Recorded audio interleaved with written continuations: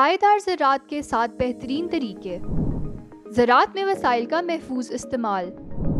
زراعت میں وسائل کا محفوظ استعمال کھیتی باڑی کی ٹیکنیک ہے جو زمین کی طاقت اور کٹاؤ کو کم کرنے کے لیے روایتی کھیتی کی سرگرمیوں کو کم یا ختم کرتی ہے، جہاں کسان زمین کا بہتر استعمال کرتا ہے اور فصل کی باقیات کو اوپر چھوڑ دیتا ہے۔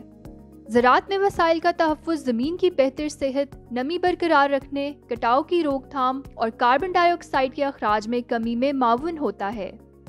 کاشتکار اوپر کی زرخیز زمین کے نقصان کو روک سکتے ہیں اور مٹی کی غذائیت کو برقرار رکھ سکتے ہیں۔ اس کے نتیجے میں فصل کی پیداوار میں اضافہ اور پانی کے بہتر استعمال کو ممکن بناتا ہے۔ فصلوں کی عدل بدل۔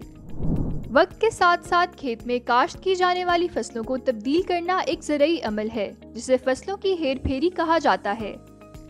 یہ ٹیکنیک کیڑوں اور بیماریوں کو کم کر کے غذائی اجزاء کی دستیابی میں اضافہ کرتی ہے اور مٹی کی زرخیزی کو بہتر بنا کر زرعی پیداوار کو بڑھاتی ہے۔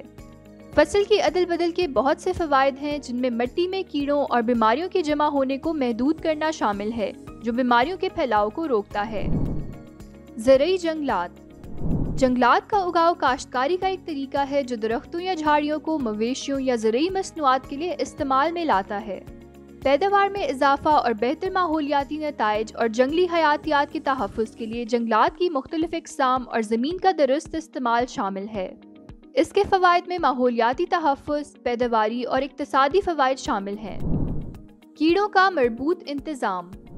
اس ٹیکنیک کا مقصد مصنوعی کیڑے مار ادویات کے استعمال کو کم کرنا ہے، جس سے کیڑوں کی آبادی مؤثر طریقے سے کنٹرول ہوگی اور نقصانات بھی کم ہوں گے۔